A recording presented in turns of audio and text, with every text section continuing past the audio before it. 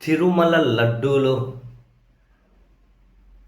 జంతువుల కొవ్వు కలిసింది అని చెప్పి దారుణమైన వ్యాఖ్యలు ప్రభుత్వ పెద్దలు చేసిన తర్వాత, కలవలేదు అని సుప్రీంకోర్టు నియమించిన సిబిఐ చెప్పిన తర్వాత తట్టుకోలేకపోయిన రాష్ట్ర ప్రభుత్వం, అందరి దగ్గర మనం ఫూల్ అయిపోయామని చెప్పి భావించిన రాష్ట్ర ప్రభుత్వం చివరికి సుప్రీంకోర్టును కూడా ధిక్కరించి మరో కమిషనర్ ఆఫ్ ఎంక్వైరీస్ అని మరో విచారణ జరిపించాలి అని చెప్పి నిర్ణయం తీసుకోవడం, ఆ నిర్ణయం తీసుకుంటూ ఎవరు వీళ్ళ టార్గెట్ కూడా వీళ్ళ పేర్లు కూడా చెప్పడం, అండ్ ఇప్పుడు టీటీడీలో పనిచేసే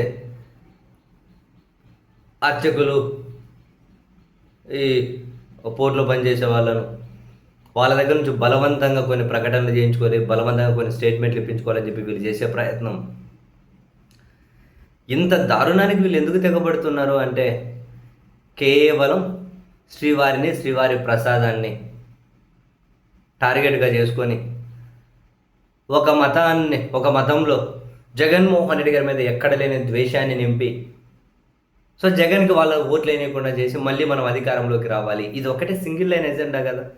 అంతకుమించి ఇక్కడ ఇంకా మనకు అనిపిస్తుందా?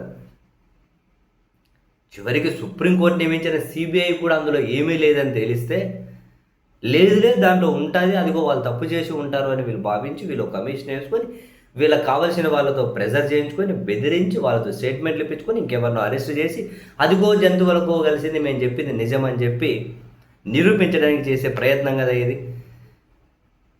అసలు తిరుమల లడ్డూను రాజకీయాల్లో ఇంత దారుణంగా వాడే బదులు డైరెక్ట్గా వీళ్ళు ఒక పిలిపిచ్చేయచ్చు కదా. హిందువులు ఎవరు జగన్కు ఓటేయద్దు, మనం ఓట్లు వేసుకుందామని చెప్పి పిలిపియండి. ఎందుకు ఇదంతా? ఇంత అసలు శ్రీవారిని నమ్మే భక్తులు ఎవరైతే ఉంటారో వాళ్లకు మానసిక క్షోభ కలిగించడం ఎందుకు? ఇక్కడ మళ్ళీ ఉప ముఖ్యమంత్రి గారట అందులో జంతువుల కొవ్వు కలిసింది, కానీ కలిసిందని చెబితే సిబిఐ కలిసిందని చెబితే భక్తుల మనోభావాలు దెబ్బతింటాయని చెప్పి సిబిఐ చెప్పలేదట. మరి ఆ మినిమం సెన్స్ ఈయనకు కూడా ఉండాలి కదా. సిబిఐ కలిసిందని చెబితే భక్తుల మనోభావాలు తింటాయని చెప్పలేదంటే మరి ఏం ఆధారాలు కూడా మన నోటికి వచ్చింది పోయకూడదని చెప్పి తెలియాలి కదా వీళ్ళకు కూడా. కనీసం అదుపు లేకుండా అసలు వీళ్ళు అధికారంలో ఉన్న వాళ్ళకి ఇంత ఈగో, ఇంత ఆటిట్యూడ్, ఇంత ఫ్రస్ట్రేషను పనికిరాదు. వ్యవస్థల చేతిలో అంత ఒక ఏమంటారు, ఈ ఫ్రస్ట్రేషన్, ఆటిట్యూడ్, పొగరు ఉన్న వాళ్ళ చేతిలో తుపాకీ ఉందనుకోండి, ఏం చేస్తారు? ఎట్లా బుద్ధి పడితే అట్లా కాలుస్తారు. సేమ్ వీళ్ళదిగానే అదే పరిస్థితి అయింది.